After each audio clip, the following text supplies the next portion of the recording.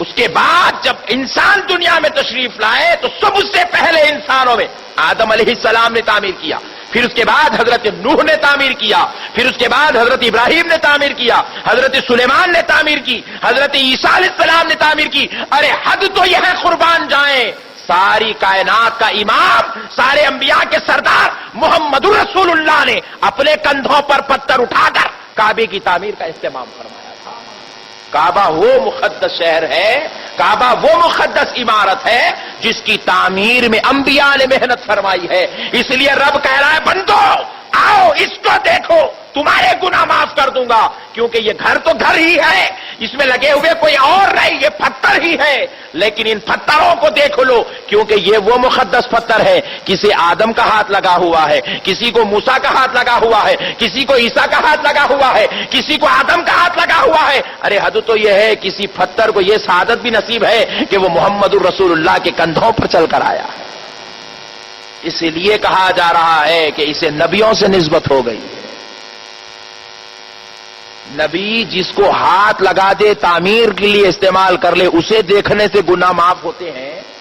اللہ اللہ، تو براہ راست نبی سے فیض لیا ہو جس کو ہم ولی کہتے ہیں، اس کو دیکھنے کا عالم کیا ہوگا؟ یا پھر اس کی بارگاہوں میں پہنچ کر اس سے فیض لینے، اس کی نیاز مندی میں ہاتھ جوڑ کر کھڑے ہونے کی عظمت اور فضیلت کا عالم کیا ہوگا؟ معزز سامعین اکرام، ایک اور بات بھی سن لیجئے، کعبے کو فضیلت اس وجہ سے بھی زیادہ ہے، وہ تو اللہ کا گھر ہے، اللہ کا گھر ہے ہی ہے، اس میں کوئی شک نہیں، اس کی یہ سب سے بڑی عظمت ہے کہ وہ اللہ کا گھر ہے۔ لیکن عقیدہ اہل سنت والجماعت کے مطابق ایک بات اور آپ سے عرض کرتا ہوں، کعبہ معظمہ کی فضیلت ان مسجدوں پر اہمیت زیادہ کیوں ہے؟ کہ دیکھیے یہ مساجد وہ ہیں جس میں آپ آتے ہیں اور ہم آتے ہیں، جہاں عبادت کرنے والوں کی نام عام بندوں میں شمار ہوتے ہیں، عام لوگ ہیں، اس لیے اس کی اہمیت عمومیت میں ہی رکھی گئی ہے۔ اور کعبہ معظمہ کو خصوصیت اس لیے دی گئی، آپ یہاں نماز پڑھیں تو آپ کو 25 نماز کا ثواب ہے، آپ اگر کعبہ معظمہ میں نماز پڑھیں 1,00,000 نمازوں کا ثواب ہے۔ کتنے لاکھ؟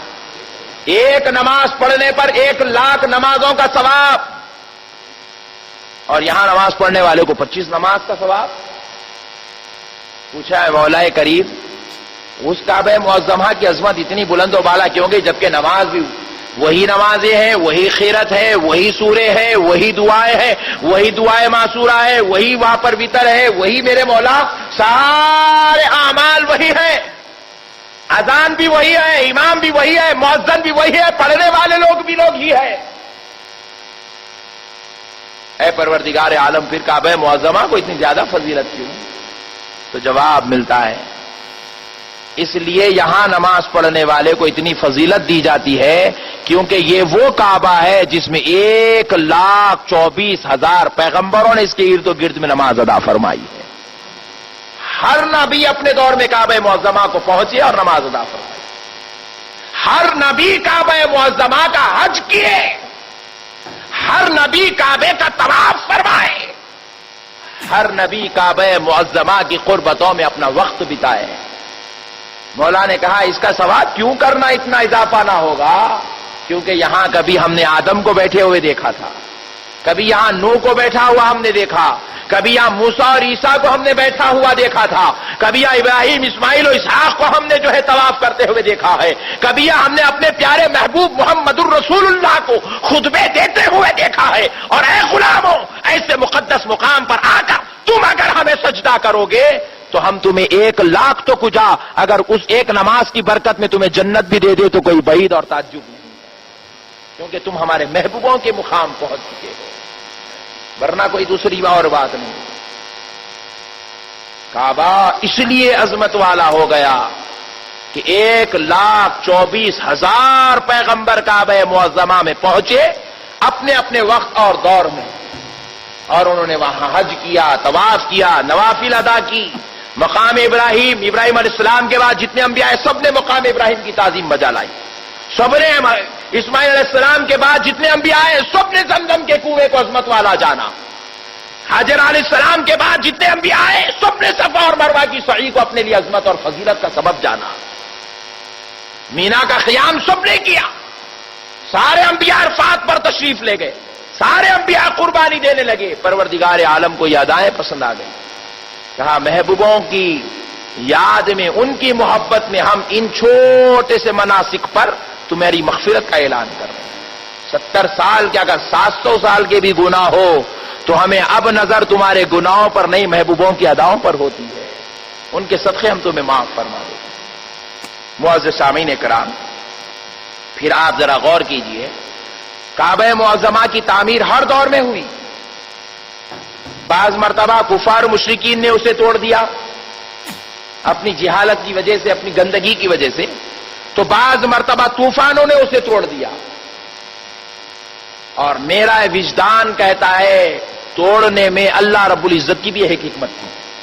کعبہ معظمہ کبھی کسی کونے سے ٹوٹ جاتا تو کبھی بیچ کی دیوار گر جاتی، کبھی دروازہ گر جاتا، کبھی چھت گر جاتا، کبھی جو ہے پورا کعبہ مکمل طور پر بنیاد کے چھوڑے بہت رہتے، باقی کا پورا کعبہ ڈھایا جاتا. کئی مرتبہ ایسا ہوا.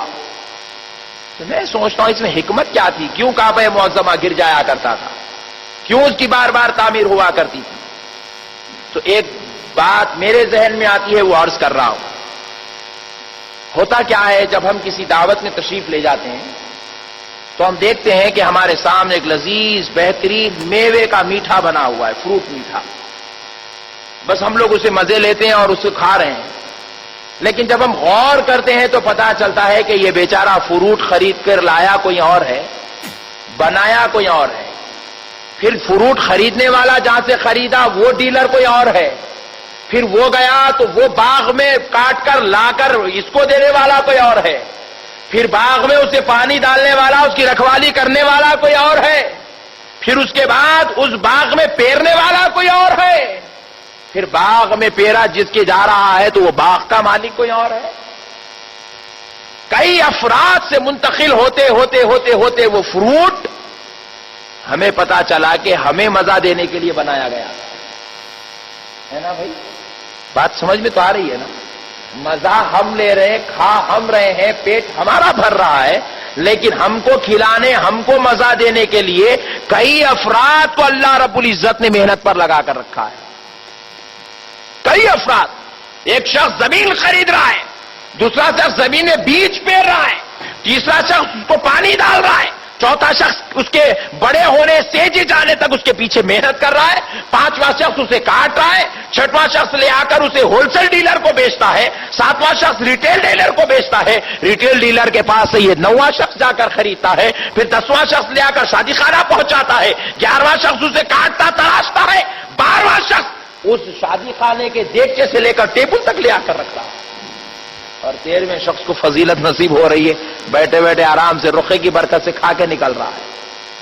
شکر کر لیا تو شکر ہے، ورنہ اگر نام رکھ لیا تو ناشکروں میں شمار کیا جا رہا ہے. کعبے کا بھی یہی معاملہ ہے. قربان جائیں،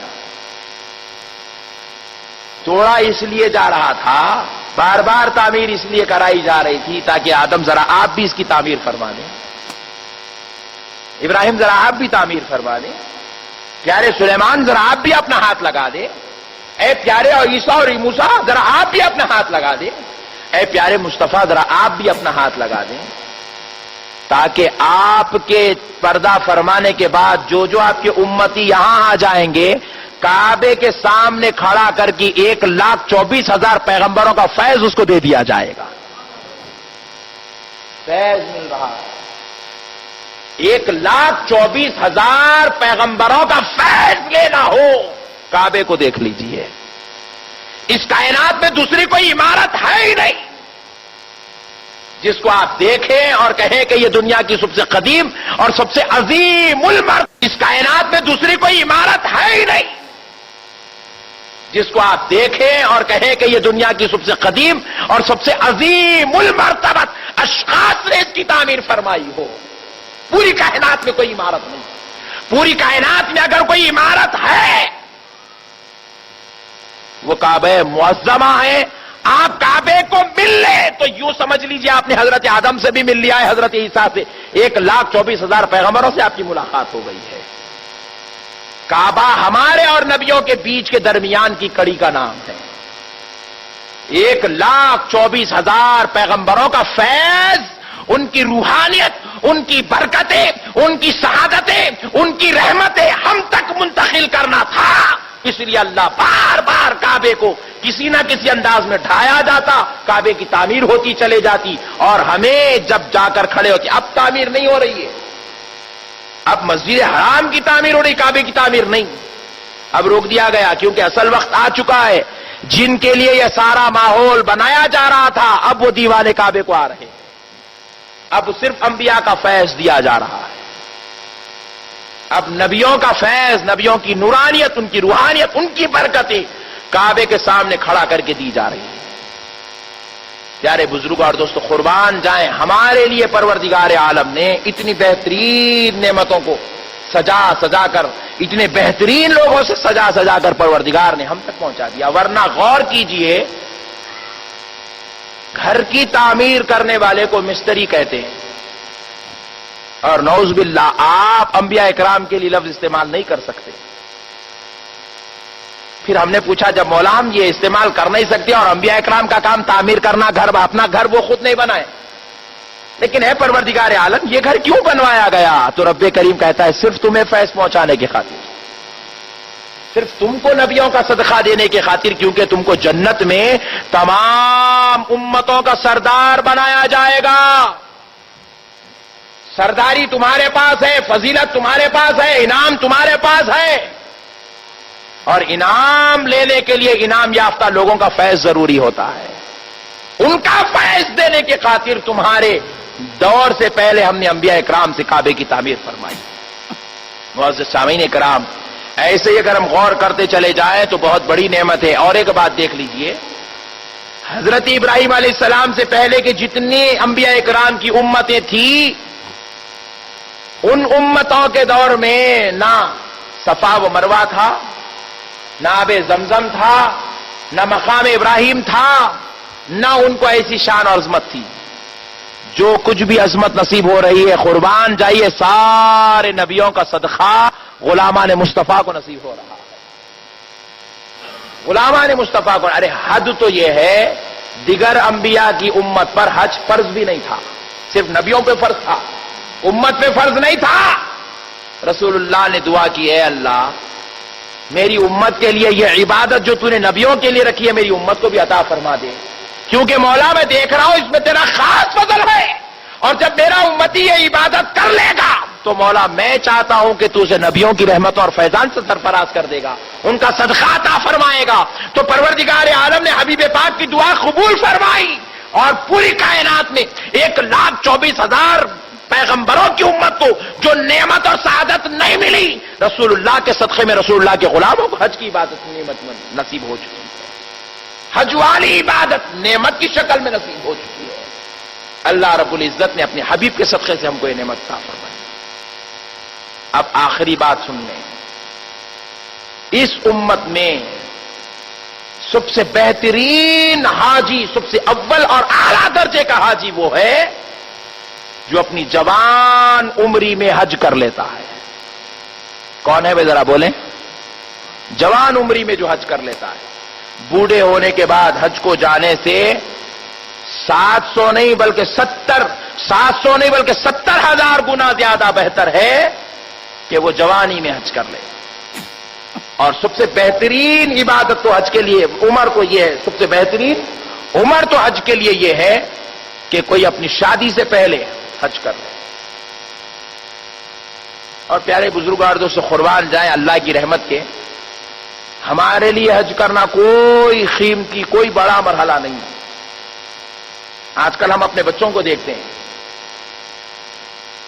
گاڑیاں لے کر نکل جاتے ہیں باہر، پوچھے ماشاءاللہ بیٹا آپ کی گاڑی ہے؟ بولے جی ہاں گاڑی میری ہے، چاہے بائک ہو چاہے کار ہو، لے کے نکل جاتے ہیں۔ بولے بابا کتنے کی ہے؟ بولے ماشاءاللہ کچھ نہیں ہونا، 1.25 لاکھ کی ہے۔ 1 لاکھ روپے میں آ گئی، یہ 2 لاکھ کی ہے۔ آج کل 2 لاکھ کی بائکس چل رہے ہیں حیدرآباد میں، 2 لاکھ روپے کی بائکس۔ 1.5 लाख 1.25 लाख रुपए में। अब एक डिसीजन हमें आज ये लेना है, हमें पल्सर चाहिए या हज चाहिए। बस जो पल्सर गाड़ी जितनी कीमत में आ रही है, जो आज हर नौजवान के पास है हमारे मुआशरे में, उतनी कीमत में हज हो जाता है, उतनी कीमत में हज हो जाता है। बस हम हज की अहमियत को भुला चुके हैं। हमारे पास आज दीनी विजदान, दीनी माहौल कमजोर हो गया, जिसकी वजह से नौजवान हज वाली अजमत, हज वाली नेमत से महरूम होता चला जा रहा है। और जब आखिरी दम आता है, बिल्कुल आखिरी वक्त आता है, उस वक्त जाके हज कर रहे हैं, वो भीड़ को देखते ही धड़कन ज्यादा हो रही है, तवाफ के दरमियान ही इंतकाल हो जा रहा है। सादत की बात है, इसमें कोई बड़ी बुरी बात नहीं, बहुत अच्छी बात है, वहां पर मौत भी नसीब हो जाए, लेकिन आखिरी हज में मरेंगे इंशाअल्लाह। पहले ही हज में मर गए तो कैसा मेरे भाई। आप पेपर उठा के देख लीजिए, सबसे ज्यादा मरने वालों की तादाद हिंदुस्तानियों की है। परेशान है, अमेरिका को मर जा रहे हिंदुस्तानी हज पे जाके, आखिरी रील में जाते हैं बेचारे, एंडिंग टाइम पे जाते हैं। जवानी में जाना चाहिए। और दूसरे लोग नहीं मर रहे मुल्कों के, क्योंकि वो लोग जवान उम्र में आते हैं। यहां के लोग 90 साल में, 70 साल में, 75 साल में रिटायरमेंट का पैसा मिले तो भी उसके बाद सोचते सोचते, फिक्र करते करते 70 में जा रहे हैं। 52, 58 में पैसा मिला, 70 में हज हो रहा है। प्यारे बुजुर्गों और दोस्तों, ये गंदी आदत निकाल दें।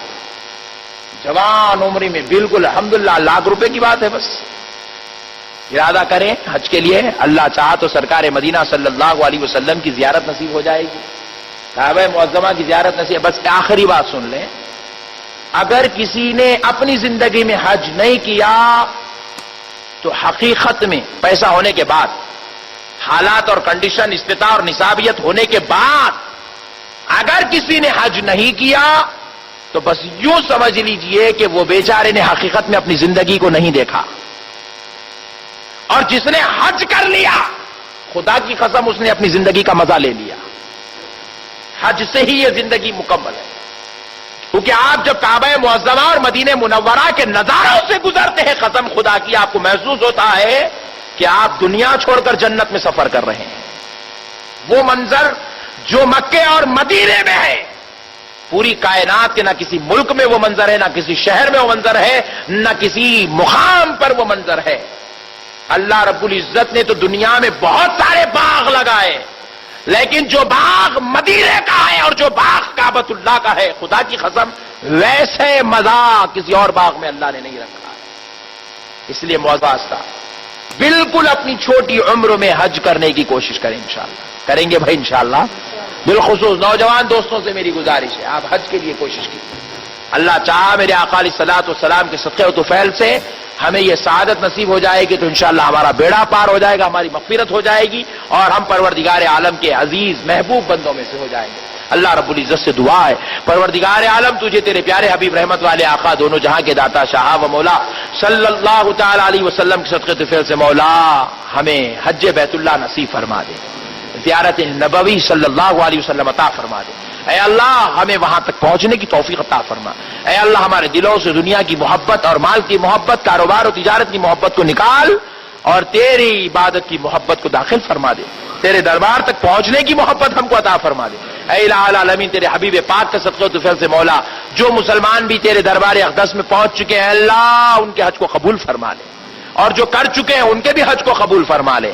ऐ अल्लाह जो आइंदा करने वाले मौला उन गुनाहगारों में हमारा नाम भी शामिल फरमा ले। हमें हज